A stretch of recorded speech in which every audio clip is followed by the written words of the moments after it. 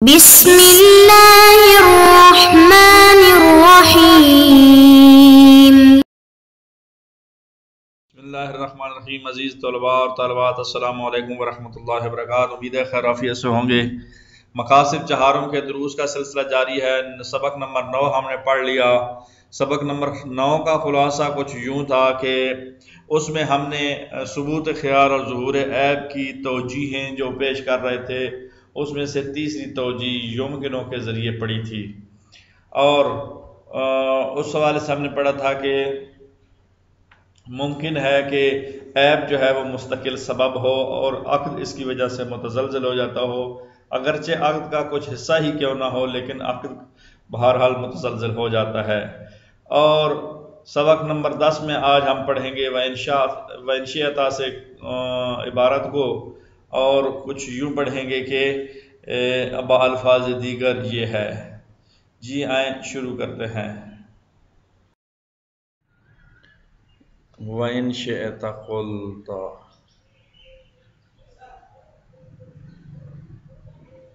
یہاں اس عبارت میں جو بیان کیا جا رہا ہے اس کے ہم مفہوم کو پہلے بیان کر لیتے ہیں۔ وہ یہ ہے کہ اگر وہ یمکنوں کی جو توضیح ہے اس کے بعد یمکنوں کی جو توجیہ ہے اس کے بعد دو صورتیں نکلتی ہیں۔ ایک پورا کا پورا عقد فسخ ہوتا ہے، اس کو ہم ثبوت خیار مراد لیں، اور دوسرا جو ہے وہ جز عقد کا ایک جز جو ہے وہ فسخ وزن میں سے جب کوئی نقص نکل آتا ہے تو وہ نقص کے مقابلے میں مجموع عقد کے مقابلے میں کچھ حصہ جو ہے اس عقد کا وہ ہوتا ہے، فسخ ہوتا ہے، تو اس فسخ ہونے کو ہم نقض عیب کے ساتھ جوڑ دیں۔ تو مزید وضاحت یوں کروں کہ عقد دو طرح سے فسخ ہو سکتا ہے، ایک پورے کا پورا عقد، دوسرا اس کا کچھ حصہ۔ جب پورے کا پورا عقد فسخ ہو جائے اس کو ثبوت خیار کے ساتھ تعبیر کریں، یہ توجیہ یمکن و توجیہ سے مراد ہو، اور دوسرا جب خیار عیب اور نقص ہو جائے تو اس میں عقد میں سے کچھ حصہ جو ہے وہ فسخ ہو، یہ مراد لی جائے تو ممکن ہے توجیہ کرنا۔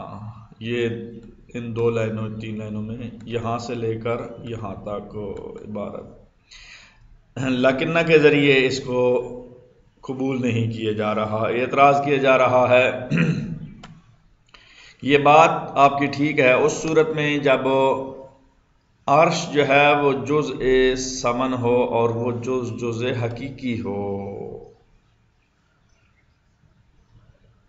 اگر جزء حقیقی ہے تو پھر تو آپ کی بات ٹھیک ہے، لیکن اگر عرش جو ہے وہ غرامت کاملہ ہے، اس کا یعنی وہ اس کے ایک نقصان کو پورا کرنا ہے مستقل طور پر، اگر یہ مراد ہے تو پھر یہ قابل قبول نہیں ہے۔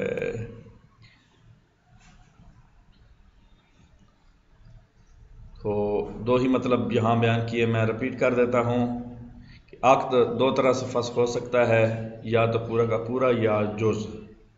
دوسرا اس کے اوپر اعتراض ہے کہ ہم اس توجیہ کو تب قبول کریں گے جب جزء حقیقی ہو ثمن کا، تاکہ اس کو واپس لوٹایا جا سکے، اور دوسری صورت اگر جزء حقیقی نہ ہو اس کے اگلے صفحے میں ہم وضاحت کرتے ہیں، اور علامہ کی عبارت بھی اس پہ واضح ہے، علامہ بھی اس کی قائل۔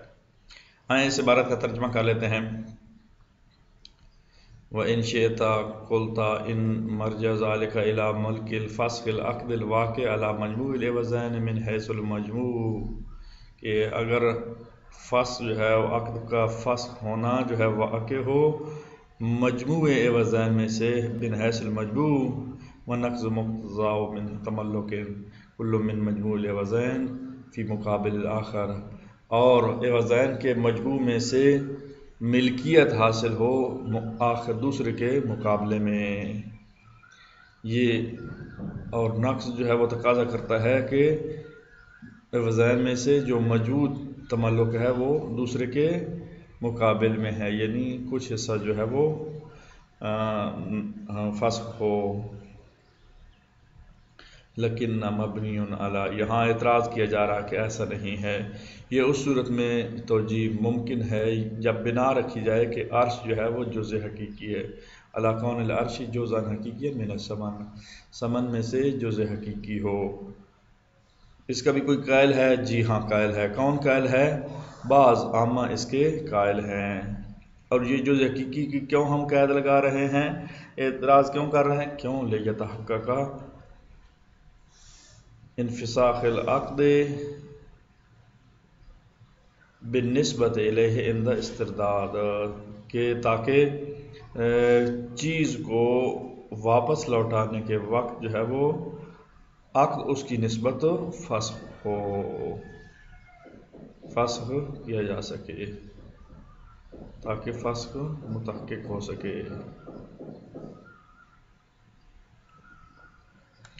جی آگے بڑھتے ہیں. قد سر علامہ فی کتب انہ لا یعتبر فی العرش کونہ جزءا من السماء بل له ابدالہ لان العرش غرامہ. دوسری صورت، پہلی صورت تھی کہ اگر جز حقیقی ہو سمن کا پھر تو توجیہ ہے، لیکن یہ جز حقیقی نہیں ہے. علامہ کیا فرماتا ہے؟ علامہ نے وضاحت کی ہے اپنی کتابوں میں کیا کہ یہ جو جز ہے یہ سمن کا حقیقی نہیں ہے، بلکہ یہ تو بدل ہے اس کا. اور اس لیے اس کی جو عرش ہوتا ہے وہ عرش پورا عرش غرامہ ہوتا ہے، غرامہ کاملہ ہوتا ہے، اس کے جبران ہوتا ہے، اس کو نقصان کو پورا کرنا ہوتا ہے. جب یہ غرامت ہے پورا ہے تو پھر عرش کا ثابت ہونا یہ عقد میں تزلزل کا موجب نہیں بنتا، عقد کو فاسد کرنے کا موجب نہیں بنتا.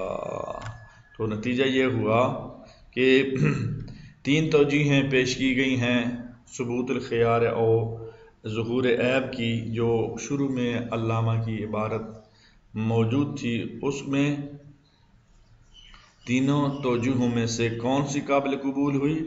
یہ توجیہ قابل قبول ہوئی جو پہلی والی تھی کہ بس خاص کو عطف کیا گیا ہے عام پر. نتیجہ یہ ہوا کہ اس توجیہ کو مرحوم مصنف نے قبول کیا ہے، شیخ انہوں نے ہمارے قبول کیا ہے. جی اس کی ہم ترجمے کی طرف بڑھتے ہیں. جی وقد سر علامہ فی کتبہ بانہ لا یعتبر فی العرش کونہ جزءا من السمان. علامہ نے اپنی کتابوں میں وضاحت کی ہے کہ عرش میں معتبر نہیں ہے کہ وہ سمن کا جز ہو. پھر کیا ہو؟ یوں کہوں یعتبر ابدالہ یا لہو ابدالہ، سمن کے لیے مبدل ابدال اور اس کا عوض ہے. کیوں؟ لأن العرش غرامہ، جو عرش دیا جا رہا ہے، جو اس کے مقابلے میں جبران کیا جا رہا ہے وہ غرامت ہے، وہ نقصان کو پورا کیا جا رہا ہے. وحینئذ فثبوت الخیار، پس جب فثبوت العرش، پس اس وقت جب عرش کو ثابت کریں گے لا یوجب تزلزلا فی العقد، پھر عقد میں تزلزل کا یہ موجب نہیں بنتا. جب عرش نقصان کو پورا کر دیا گیا ہے اور مکمل اس کا عوض قرار دے دیا ہے، پھر یہ عقد کے متزلزل ہونے کا موجب نہیں بنتا. تو یہاں سے ہماری ایک سٹیپ میں، ایک مرحلے میں بحث مکمل ہو گئی کہ تین توجیہوں میں سے جو خاص کو عطف کیا گیا عام پر، اس کی ہم وضاحت کر چکے آپ کے سامنے کہ وہ قابل قبول ہے. اگلے مرحلے کی طرف بڑھتے ہیں. جی ثم ان الاصل بالمعنى الرابع انما ينفع ما شك في ثبوت الخيار في خصوص البيع. اس پوری عبارت کی پہلے وضاحت مطلب مفہوم بیان کر دیتا ہوں، پھر اس کے ترجمے کی طرف بڑھتے ہیں۔ یہاں بیان کیا جا رہا ہے، ایک تو یہ ہے کہ اصل کے معنی کو ہم نے جو بیان کیا ہے، اگر کسی عقد میں شک ہو جائے تو کیا یہی ہماری ساری بات اس میں لاگو ہوگی یا نہیں، یا صرف عقد بیع میں ہے، کیونکہ عقد عام ہے، اس بیع اور غیر بیع کو شامل ہے۔ تو کہہ رہے ہیں کہ بھائی ہم جو ساری بات کر رہے ہیں وہ عقد کی جو قسم بیع ہے اس میں کر رہے ہیں، لہٰذا عقد بیع کے بارے میں اگر کوئی بحث ہو تو شک کی صورت میں اصل یہ ہے کہ اس میں خیار موجود ہے۔ دوسری بات، کون سا معنی مراد ہے، کون سا معنی یہاں شیخنا نے لیا ہے، مفہوم کون سا قبول کیا ہے اصل کا۔ اصل کے ہم نے 4 مفہوم، 4 معانی بیان کیے، ان میں سے ایک راجع تھا، استصحاب تھا، اس طرح چوتھا معنی جو تھا وہ راس اور بنیاد تھا۔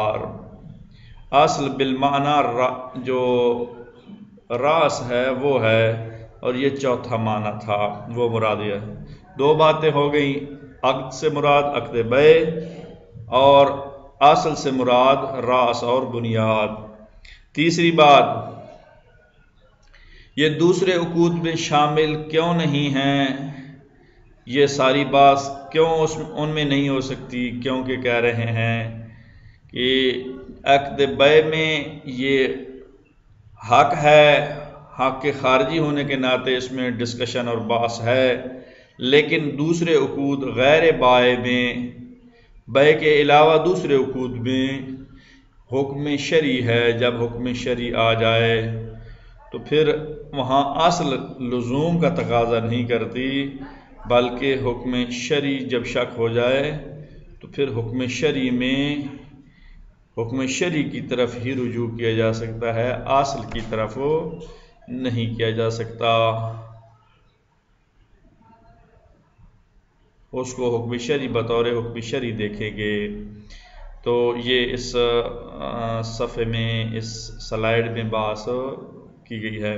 آئیں ترجمے کو دیکھ لیں۔ ثم ان الاصل بالمعنی الرابع، پھر جو اصل ہے اس سے مراد چوتھا معنی ہے، وہ چوتھا معنی الراس والبنیاد۔ وانما ينفع مع الشك في ثبوت الخيار، اگر خیار کے ثبوت میں شک ہو جائے، فی خصوص البیع، بیع کی خصوص میں، بالخصوص بیع میں اگر خیار کے ثابت ہونے میں شک ہو جائے تو پھر یہ نفع دیتا ہے۔ شک کی صورت میں اصل جو ہے وہ یہاں یہ ہے کہ اس کا معنی راس اور بنیاد ہے، اور خیار اس شک کی صورت میں ثابت ہے۔ ترجمہ دوبارہ دیکھ لیتے ہیں۔ وَإِنَّمَا يَنْفَعُ مَعَ الشَّكِّ، یہ چوتھا معنی اصل بالمعنی الرابع، یہ فائدہ دیتا ہے شک کی صورت میں خیار کا، خیار کے ثبوت کا۔ کس میں؟ بیع میں، عقد بیع میں۔ کیوں؟ لأن الخیار حق خارجی، کیوں یہ خیار کا فائدہ یہاں لیا جا سکتا ہے کیونکہ خیار اس بیع میں حق خارجی ہے۔ یہ بات شروع میں ہم کر چکے ہیں کہ حق اور حکم کے درمیان فرق کیا ہے۔ حق جو ہے وہ قابل انتقال ہے، حق قابل عوض مال ہے، اس طرح جو ہے وہ حکم شرعی جو ایسا نہیں ہے۔ تو بہرحال کیوں خیار حق خارجی یا احتاج و ثبوت ہی، یہ خیار حق خارجی ہے جو محتاج ہے ثبوت کا، اپنے ثبوت میں محتاج ہے دلیل کا۔ خیار حق خارجی ہے جو اپنے ثبوت میں دلیل کا محتاج ہے، وہ دلیل یہاں چوتھا معنی راس اور بنیاد ہے۔ اما لو شک فی عقد آخر، لیکن بے کے علاوہ کسی اور میں شک ہو جائے، من حیث اللزوم والجواز، کہ یہ لازم ہے یا لازم نہیں جائز ہے، تو فلا یقتضی ذلک الاصل، اس اصل کا پھر تقاضا نہیں کرتی کہ اصل لزوم ہے۔